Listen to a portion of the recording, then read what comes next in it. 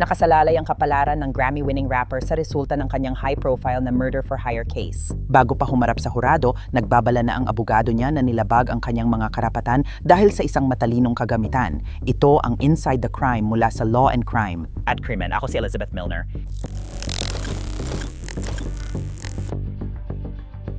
Ayon sa mga federal na taga-usig, si Lil Durk ang utak sa malagim na planong nauwi sa pagpatay kahit naghahanda siya para sa pinakamalaking laban ng buhay niya. Sabi ng kanyang mga abogado, 4 na buwan na siyang naka-isolate at iba-iba ang paliwanag ng mga opisyal ng kulungan. Oktubre 17, 2024, nasa South Florida tayo malapit sa Miami International Airport. Nang biglang dumating ang mga federal agents para arestuhin ang rapper na si Durk Banks na mas kilala ng kanyang mga tagahanga bilang Lil Durk. Nabahala ang federal agents nang makita nilang may flight siyang nakabook papuntang Dubai, Switzerland at Italy, kaya inisip nilang baka tatakas siya pero hindi siya nakarating sa boarding. Nang lumabas ang balita tungkol sa pagkakaaresto niya, nakakagulat talaga. Ang mukha niya at ang mugshot niya ay kumalat kahit saan.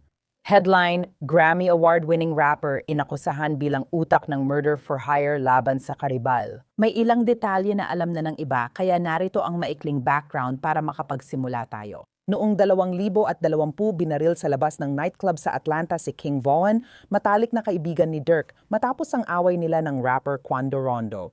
Hindi si Quando ang inakusahan sa pagpatay kay King Von, kundi ang kaibigan niya na nakabaril kay King Von at naging sanhi ng pagkamatay nito. Ayon sa mga taga-usig, gusto ni Lil Durk ng paghihiganti at ibinunton ito kay Quando Rondo. Sa Agosto 2022, sinimulan umano ang plano. Nalaman ng mga kasamahan ni Durk na nasa hotel sa Los Angeles si Quando. Lumipad sila mula Chicago papuntang San Diego, saka nagmaneho papuntang Los Angeles gamit ang pera raw ni Durk. Sabi ng mga federal na taga-usig, may particular na utos si Durk. Huwag mag-book ng flight gamit ang pangalan ng kakilala ko. Binigyan ng mga kwarto, ski mask, mamahaling sasakyan, at armas ang mga pumatay. Ang mga lalaki, maliban kay Durk, sinundan si Quando at pinsan niya sa gasolinahan sa Los Angeles, sabi ng taga-usig, nagputukan na pagkatapos. Hindi napatay ang tunay na target, kundi ang pinsan niya. Pagkatapos, nagpunta ang mga suspek sa In-N-Out para pag-usapan ng bayad bago bumalik sa Chicago. Itinanggi ni Durk sa tulong ng abogado na siya ang nag-utos sa pagpatay kay Quando bago Nobyembre 14, 2024. Nagpasya siyang hindi siya guilty sa kanyang mga kasong federal, kabilang na ang sabwatan, paggamit ng interstate facilities para mag-utos ng pagpatay na nauwi sa kamatayan. Kasama rin dito ang paggamit, pagdadala at pagpapaputok ng mga baril at machine gun, pati na rin ang pagmamay-ari ng mga ganitong baril bilang bahagi ng isang marahas na krimen. Kahit hindi si Durk ang inakusahan sa pamamaril, maaari pa rin siyang makulong ng matagal kung mapatunayang may sala. Bagaman inalis na ng mga federal na taga-usig ang parusang kamatayan, si Durk at ang kanyang mga kasamang akusado ay maaaring harapin ang pinakamataas na parusang habambuhay na pagkakakulong, ngunit ito ay kung mapapatunayan lamang silang nagkasala. Ang kaso ay unang itinakda para sa paglilitis noong Enero, pagkatapos ay naurong ito ng paulit-ulit. Gayunpaman, habang nire-record ko ito, nakatakda na sa kalendaryo ang paglilitis na magsisimula ngayong Abril. Nagsunod-sunod na mosyon ang mga abogado ni Durk mula nang makulong siya. Hiniling nilang ibasura ang sakdal dahil umano sa maling o mapanlinlang na ebidensya sa grand jury, ngunit tinanggihan ito. Naghain ang depensa ng mosyon para muling pag-isipan ang pagkakakulong niya, ngunit tinanggihan ito. Sa pinakabagong dokumento, humiling sila ng status hearing dahil 4.5 buwan nang nakakulong si Lil Durk. Ayon sa abogadang si Christy O'Connor, mula Agosto 20, 2025 nakakulong si Ginoong Banks sa hiwalay na unit ng Metropolitan Detention Center sa The Shoe. Si Ginoong Banks ay nakakulong sa maliit na selda na may kama, inidoro at lababo 23 oras kada araw. Wala siyang access sa commissary, isang beses lang tumatawag sa telepono bawat buwan at walang personal na bisita. Ang dahilan ng kanyang pagkakakulong ay ang alegasyon ng pagdadala ng hindi autorisadong Apple Watch. Simula Agosto 20, 2025, hindi natanggap ni Ginoong Banks ang prosesong hinihingi ng batas kapag inaakusahan ang bilanggo ng paglabag. Ang depensa ni Ginoong Banks ay nakatanggap ng magkakasalungat na paliwanag tungkol sa kanyang matagal na pagkakakulong sa Shoe nang walang proseso. Noong Oktubre, sinabi ng abogado ng MDC na hindi celebrity status ni Ginoong Banks ang dahilan ng kanyang pagkakakulong sa Shoe. Noong Disyembre 22, sinabi ng warden na banta sa seguridad at operasyon ng institusyon ang presensya ni Ginoong Banks sa pangkalahatang populasyon. Dahil sa pagiging high profile ng kasong kriminal ni Ginong Banks at posibleng paglabag sa disciplinary program ng Bureau of Prisons, ito ay sa kabila ng 11 buwang pananatili ni Ginong Banks sa pangkalahatang populasyon bago ang Agosto, 29 na walang anumang insidente na dulot ng kanyang celebrity status o pagiging high profile ng kanyang kaso. Ayon pa sa isinampang dokumento, bilang tugon sa aming mga katanungan, nagbigay ang gobyerno ng isang hindi magkakatugmang paliwanag tungkol sa pinalawig na pagkakakulong ni Ginong Banks sa Special Housing Unit. Sabi ng gobyerno, hindi dahil sa investigasyon ng FBI o desisyon ng USO tungkol sa Apple Watch ang pagpanatili kay Ginoong Banks sa Special Housing Unit, ngunit hinihintay ng Bureau of Prisons ang aming desisyon bago simulan ang disciplinary proceedings kaugnay ng Apple Watch. Hindi maaaring parehong tama ang pahayag na ito, na antala ang proseso ni Ginoong Banks at humaba ang pananatili niya dahil sa investigasyon ng gobyerno, o baka hindi rin. Binanggit ng abogado ni Dirk ang isang artikulo mula sa American Public Health Association na pinamagatang The Psychological Distress in Solitary Confinement Symptoms, Severity and Prevalence. Sa Estados Unidos, ipinapakita ng siyentipikong pag-aaral ang mga psikolohikal na epekto sa mga bilanggo matapos silang mapunta sa SHU. Kabilang sa mga sintomas ay ang klinikal na makabuluhang sintomas ng depresyon, pagkabalisa o pagkakonsensya.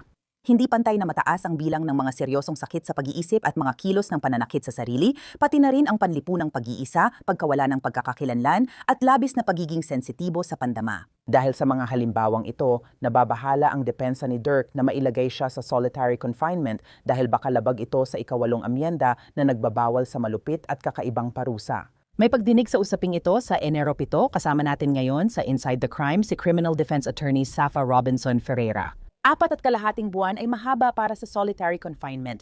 Ano masasabi mo sa pahayag ng mga abogado ni Lil Durk? Sabi ng mga abogado niya, matagal na siyang nakakulong doon. Dahil doon nabawasan ang kakayahan niya sa mental na kalusugan at mga ganong bagay. Alam natin kapag matagal na nakahiwalay ang isang tao, lalo na sa solitary confinement, malaki ang epekto nito sa kanilang mental na kalusugan. Maaring magdulot ito ng depression at pagkabalisa. Kaya tama lang na bigyang din ito ng kanilang grupo at ipaalam sa korte.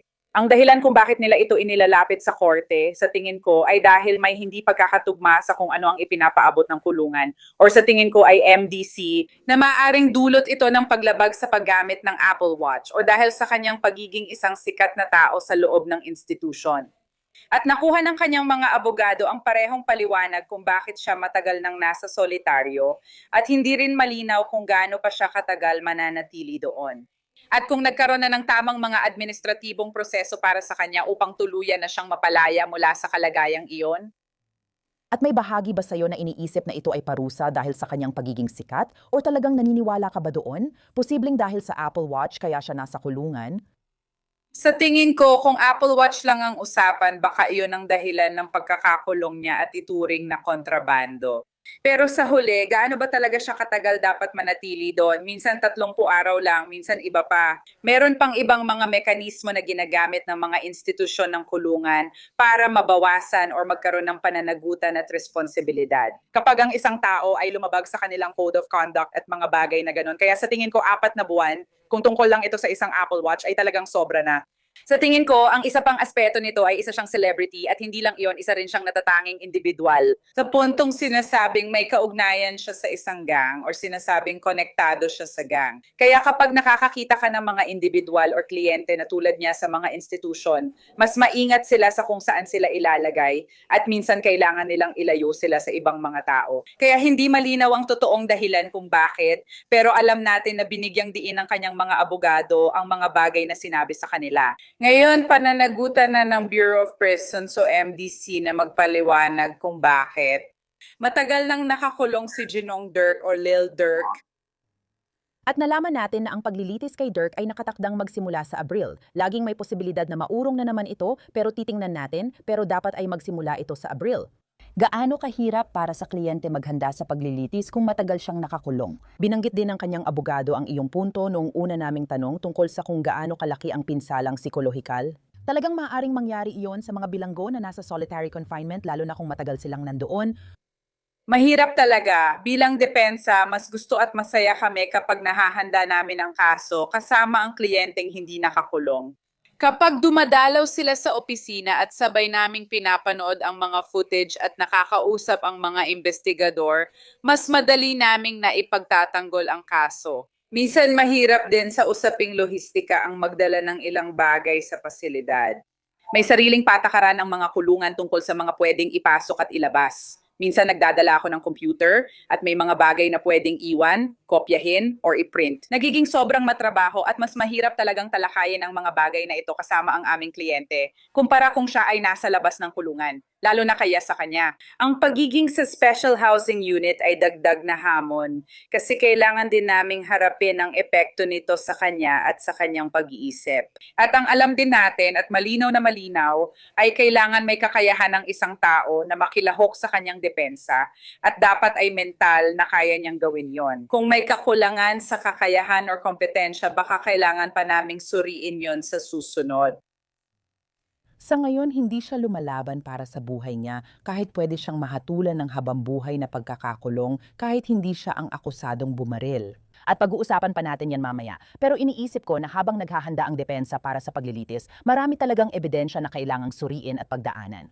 Matagal nang ginagawa ng feds ang kaso, kaya tiyak na matagal din bago nila mapag-aralan lahat ng tawag, text at video. Kung kasama yan sa ebidensya, ano tingin mo sa dami ng ebidensya sa iba't ibang akusado, hindi lang kay Lil Durk? Gaano kahirap maging abogadong tagapagtanggol ng mga kriminal? Minsan mahirap pero ito pa rin ang ginagawa kong paraan. Trabaho kong katawanin ng kliyente ko, kaya gusto kong gumawa ng timeline at paghiwalayin ang mga bagay na angkop para sa kanya. Kailangan muna nating tingnan ang mga katotohanan o detalye ng kaso at pagkatapos ay ilagay ang bawat taong sangkot sa tamang lugar. Sino ang posibleng saksi, sino ang maaaring magpatotoo laban sa kliyente at ano ang aasahan nating nilalaman ng kanilang testimonya. Kaya kailangan nating salain lahat iyon o may sarili rin kaming mga investigador na tumutulong at gumagawa ng ilang gawain para sa amin. Dahil, alam mo, palaging ilalabas ng gobyerno ang mga ebidensyang sa tingin nila ay magpapatunay ng kanilang kaso ng lampas sa makatuwirang pagdududa. Responsibilidad din naming magsagawa ng sariling investigasyon at mangalap ng ebidensya para sa aming kliyente at gagawin namin ito.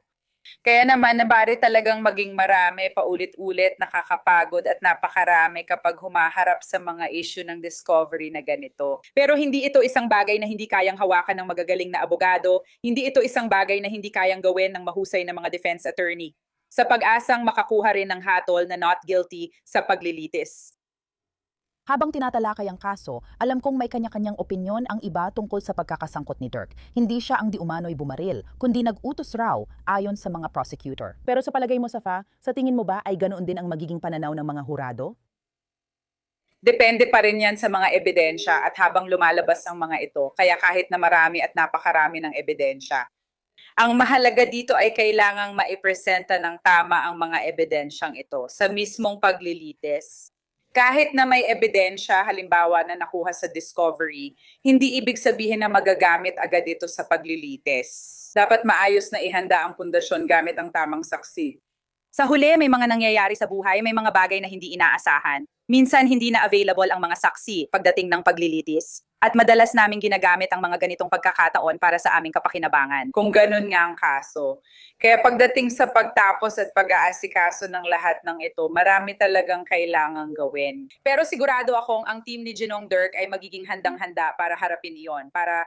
And prosecutors say that they have multiple witnesses already prepared. Magpatotoo. At sigurado akong ang pinakamahalagang mga saksi na malamang nilang ipapaharap ay ang mga analyst na sumusuri sa mga text, tawag, at iba pa. Pero para doon sa mga umano'y sangkot sa planong ito, nakikita mo ba na may isa sa kanila na tatayo sa witness stand? O baka magtuturo sila sa isa't isa? O kaya'y magtuturo pa kay Lil Durk?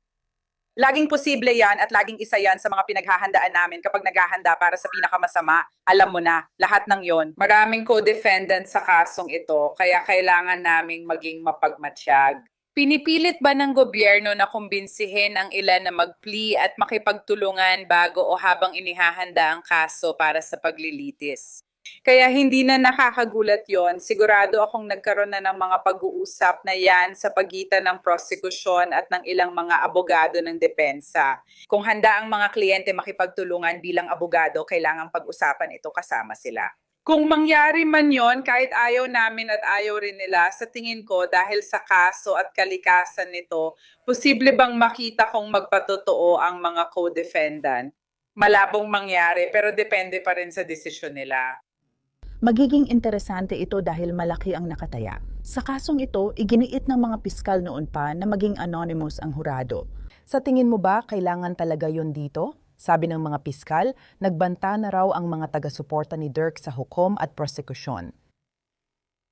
Hindi ko iniisip na kailangan talaga pero naiintindihan ko kung bakit. Lalo na kung may kinalaman sa pagpatay o panghihimasok sa mga saksi. Mataas ang pusta dito tulad ng sabi mo dahil posibleng sa kulungan niya gugulin ang natitirang buhay niya. Minsan handa ang tao gawin ng lahat dahil sa kasikatan, mga taga-suporta or iba pang sangkot. Kaya naman bilang pag-iingat naiintindihan ko kung bakit nila gustong magkaroon ng anonymous na hurado. Hindi ko iniisip na talagang kailangan yon pero naiintindihan ko kung bakit nila ito ikinokonsidera.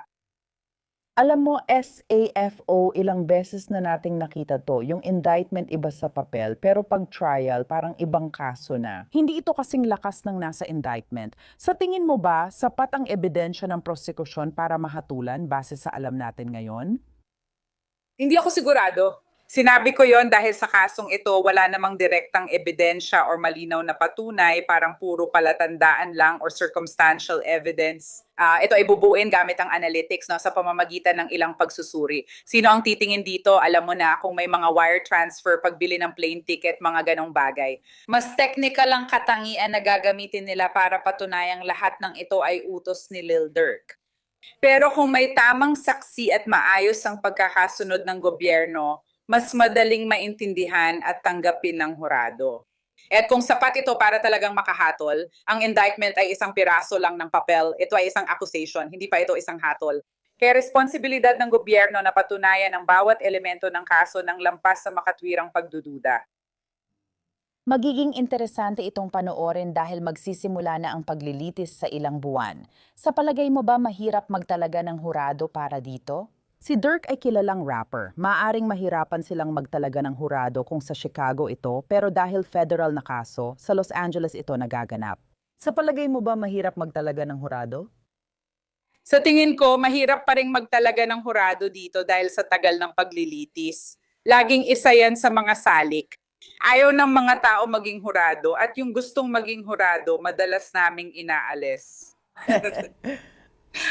At hindi lang yon, may mga individual din na maaring may alam na information tungkol sa kasong ito na maaring magdulot ng pagkiling. Baka isipin nilang rapper o kasapi ng gang si Ginong Dirk, kaya natatakot silang maupo sa panel.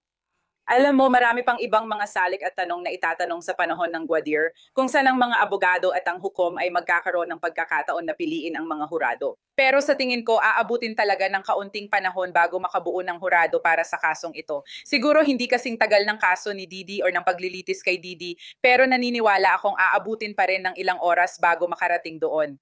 Oo, at magiging interesante ito. Sa kasamaang palad, sana ay pwede tayong magkaroon ng mga kamera sa loob ng korte. Pero muli, ito ay isang federal na kaso. Sa kasamaang palad, hindi pinapayagan ng mga kamera. Pero gusto ko sanang maging parang langaw sa pader doon o maging reporter sa loob ng korte para lang makita ang mga nangyayari. SAFA Robinson, gusto kong magpasalamat sa iyo sa pagsama mo sa akin dito ngayon. Talagang pinahahalagahan ko ang oras mo. Salamat Elizabeth Online Records. Ayon sa ulat, nakakulong pa rin si Dirk Banks sa Los Angeles Metropolitan Detention Center at naka-schedule ang federal na paglilitis niya sa Abril. Salamat sa panonood ng Inside the Crime. Ako si Elizabeth Milner.